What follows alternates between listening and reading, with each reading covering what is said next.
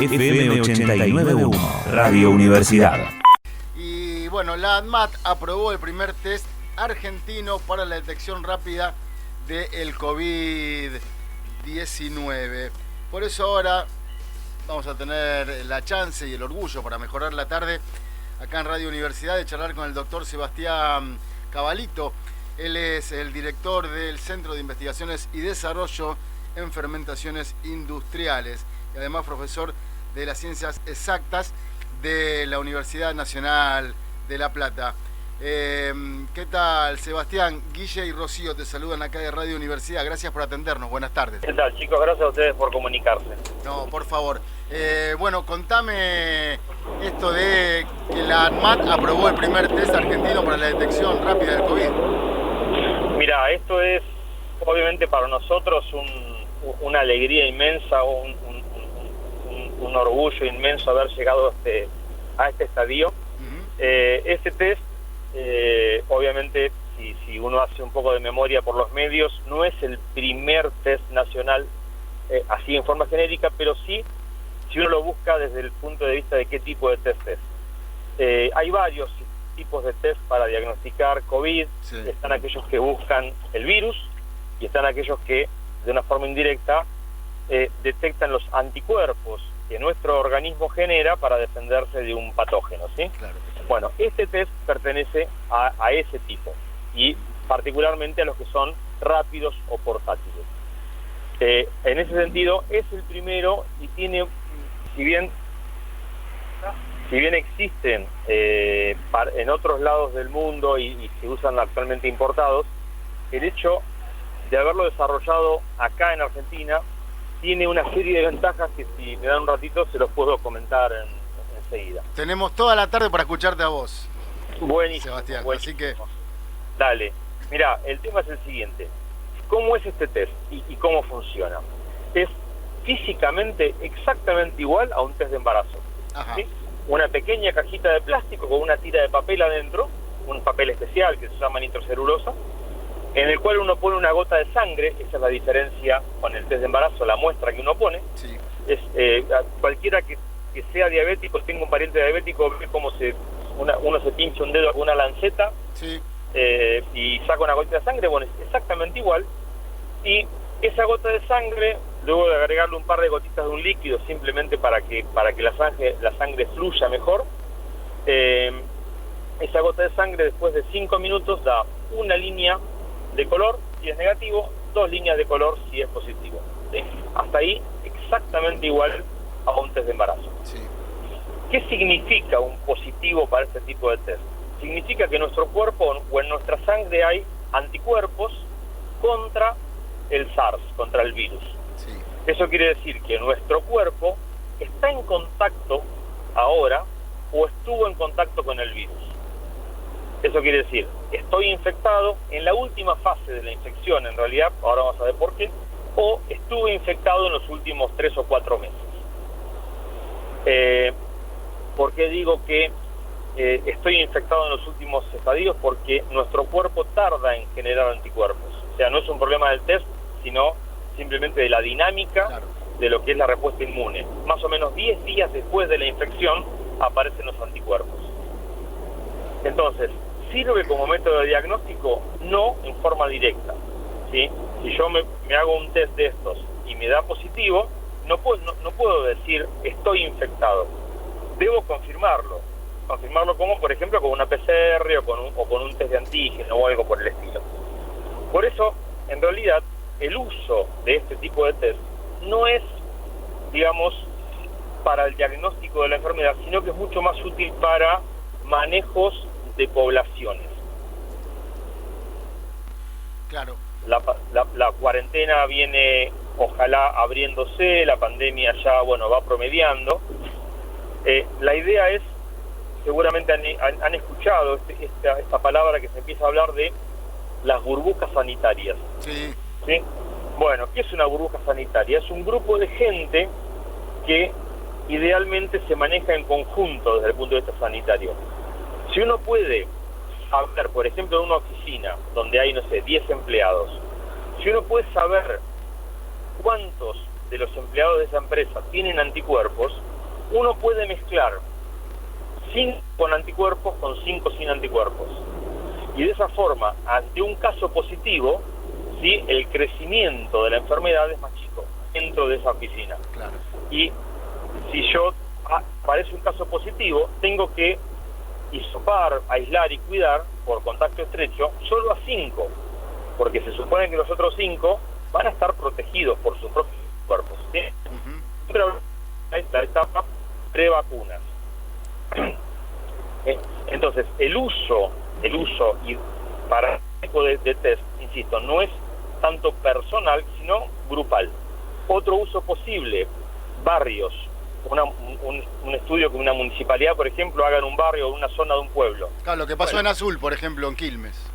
Lo que pasó en la Villa Azul, lo que descubrió el gobierno de la Ciudad de Buenos Aires cuando se metió en la Villa 31 a hacer estos mismos test, sí, y descubrió que había 8 positivos por anticuerpo por cada persona que había sido testeada como positiva.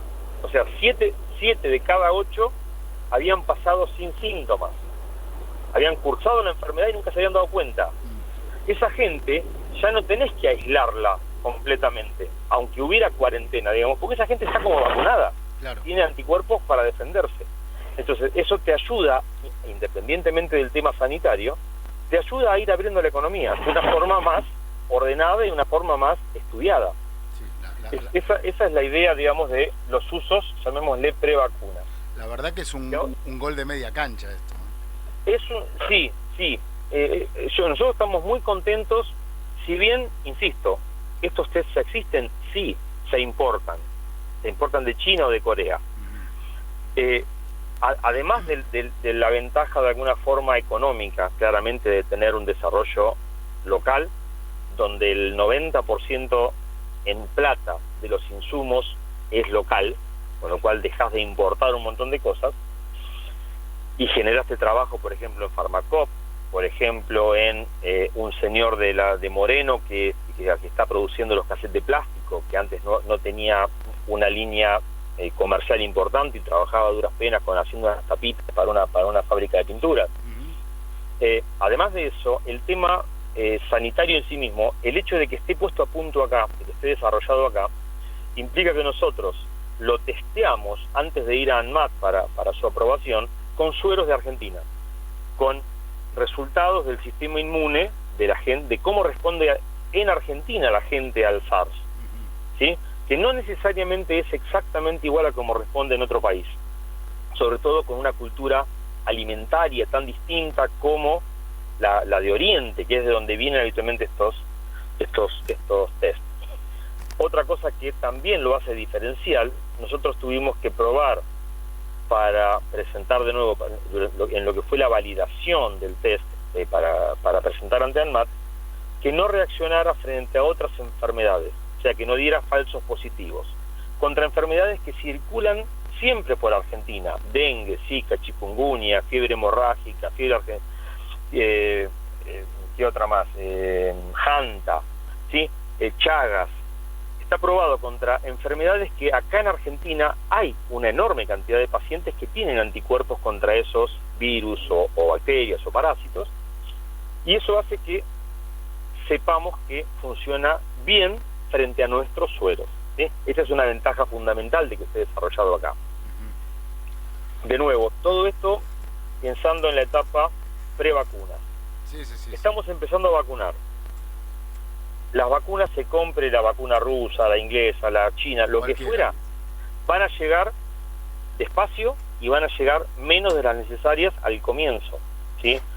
Claramente no se va a poder vacunar a los 40 millones de personas que somos en corto plazo, porque no hay en el mundo vacunas para todo el mundo.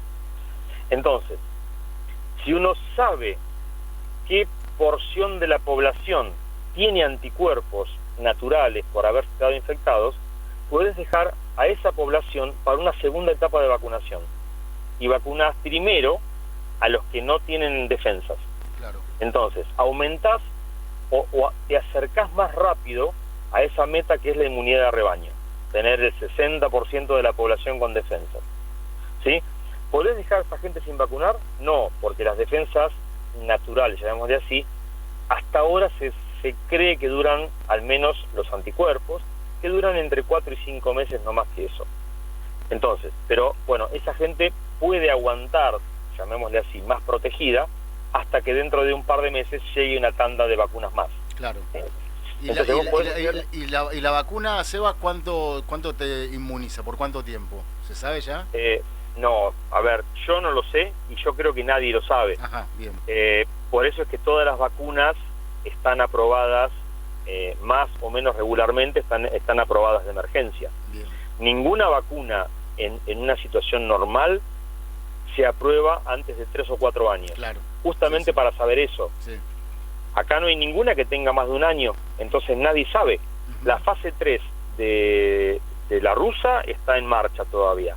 La fase 3 de la de Pfizer terminó terminó en diciembre. Sí. Y claramente antes de marzo la enfermedad no existía, así que está aprobado en 9 meses. Claro. Es lo que te puede asegurar Pfizer es que dura 9 meses, no más que eso. Claro, tal cual. Porque es lo que se probó. Entonces nadie sabe todavía qué pasa con esto. Sí. Y este test rápido que ustedes por suerte ya lo tienen y es marca registrada argentina, industria argentina, como me encanta decir, ¿lo puede comprar el ciudadano de a pie? Digo, no por el precio, ahora del precio vamos a hablar después, pero por ejemplo, si yo tengo ganas de saber si yo tuve o estoy cursando la enfermedad, ¿voy a una farmacia como compro el test de embarazo o no va a estar a la venta? No va a estar a la venta. No es legal que esto se venda en privado o para privados. Bien. Como COVID es una enfermedad de lo que se llama de denuncia obligada, ¿sí? El test tiene que estar hecho por alguien relacionado con el sistema de salud, pública o privada, ¿sí? Si vos querés enterarte, podés ir a un laboratorio de análisis clínico y hacerte el test en un laboratorio de análisis clínico, u otro, ¿sí? Pero no podés hacértelo vos. El resultado del test influye sobre la salud pública, ¿sí? Entonces, tiene que estar hecho dentro de un entorno, digamos, que podrá ser un hospital público, una salita de primeros auxilios o una salita sanitaria en un barrio o en una ciudad, algún sistema que esté relacionado con poder hacer una ART, una obra social, ¿sí? En algunas empresas muy grandes que me imagino tendrán su sistema de salud propio, el sistema de salud de la empresa, ¿sí? De forma tal que la persona que hace el test le diga al testeado qué tiene que hacer en función del resultado. ¿Sí? Vos decís, mirá, sos positivo, bueno, andá hisoparte para confirmar, salvo que digas, no, mirá, yo tuve síntomas hace un mes, bueno, listo, sospechamos que no tenés y que lo tuviste, ¿sí? Pero tiene que haber una responsabilidad en quien hace el test sobre el testeado. Por eso es que no se puede vender, no es legal venderlo a nivel privado.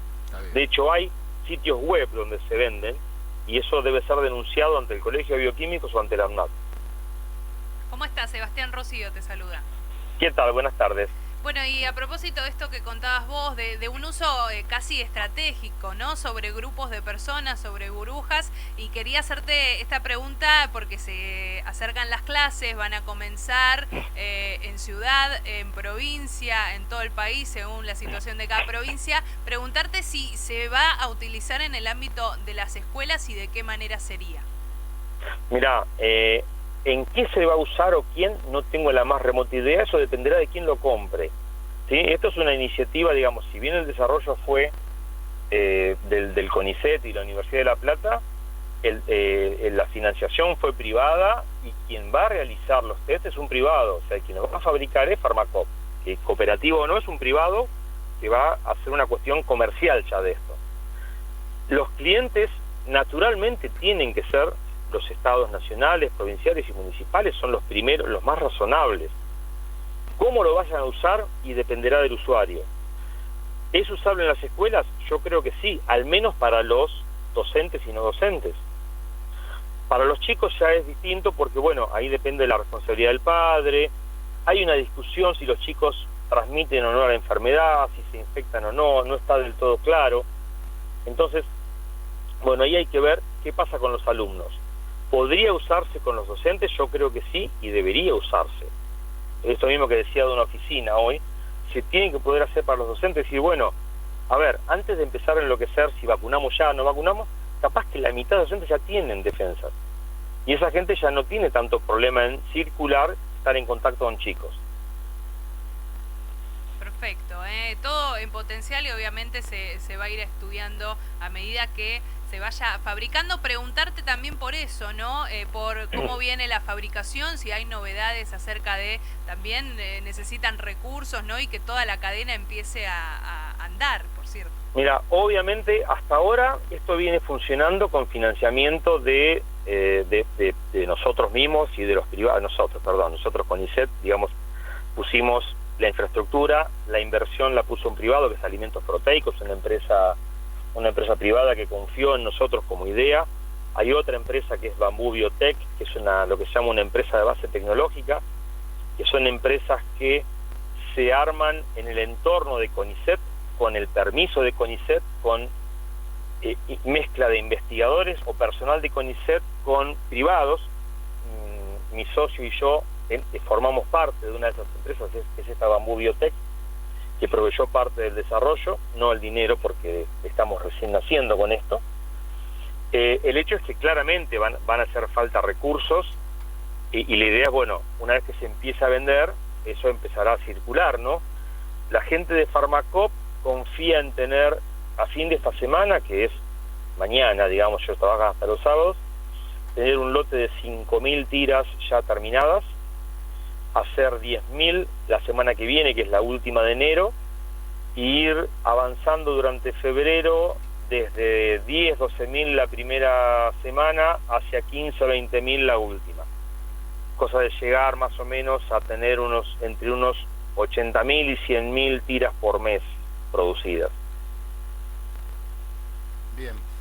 Y la última que te hacemos, ya abusando de tu docencia más que nada y tu paciencia para con nosotros, la pregunta, y esta ya te lo hago saliendo de lo que tiene que ver con esta maravillosa invención que hicieron ustedes, sino lo que decía Rocío, y es algo que en mi cabeza está dando vueltas con respecto al inicio de clases o no. ¿Vos cómo lo ves desde un lugar? Seguramente sos profesor, sos docente, desde el lugar, y no solamente de la protección al docente, sino que juntar tanta gente, chicos, infantes, adolescentes o adultos en una misma aula. ¿Lo ves factible que pueda arrancar en marzo o abril? Mira, no soy infectólogo y toco bastante de oído en el tema, con lo cual todo lo que diga va a ser solo a índice personal, porque no represento a nadie, en mi opinión, en esto. Yo creo que con chicos, léase hasta 12 años, debería poderse, ¿sí? Por lo menos lo que se viene viendo en el mundo, sí, es que los chicos no se infectan, ¿sí? Y no son buenos transmisores de la enfermedad. Por ahí es más complicado ya cuando empiezan a convertirse en adultos desde el punto de vista inmunológico, y ahí ya sí es más complicado, porque meter a un montón de gente en lugares cerrados, en general según la infraestructura que tenemos, yo soy docente universitario, sí, la infraestructura es siempre mala, no hay buena ventilación y todo eso, ahí ya se pone complicado. Por lo menos en exactas, por ejemplo, sabemos que hasta mitad de año no volvemos, al menos no las teorías. Quizás sí empezar a hacer claramente en ciencias exactas la carga experimental es muy grande en la parte docente. Se habla de que se va a empezar a trabajar con protocolos para los trabajos prácticos, con pocos alumnos, haciendo cosas más mostrativas que experimentales, pero bueno, habrá que ir adaptándose, pero no se habla de volver en la normalidad, porque los alumnos, digamos, si viene gente joven y es resistente a la enfermedad en el sentido de no agarrarle de forma muy seria, sí se contagia, y al contagiarse contagia a otros, ¿sí? Entonces ahí es más complejo. Yo creo que en los primarios, insisto, por lo que leo de lo que fue la experiencia en el mundo, simplemente manteniendo buenos protocolos y manteniendo, como dicen, algunos días sí, otros días no, días de limpieza, se tendría que poder hacer, creo yo. Sebastián, te agradecemos muchísimo tu tiempo, gracias por mejorarnos la tarde, y la verdad que es una alegría enorme que la Argentina esté a la vanguardia de los países del primer mundo y sabemos que no la mitad, ni un cuarto de los recursos que tienen ellos. Así que la felicitación es doble. Bueno, muchísimas gracias, chicos, por llamar. No, por favor. Pasaba Sebastián Cavalito, él es doctor y profesor de las Ciencias Exactas de la Universidad Nacional de La Plata y además director del Centro de Investigaciones y Desarrollo en Fermentaciones Industriales. Desde la Universidad Nacional de La Matanza, Radio Universidad FM 89.1. Siempre cerca.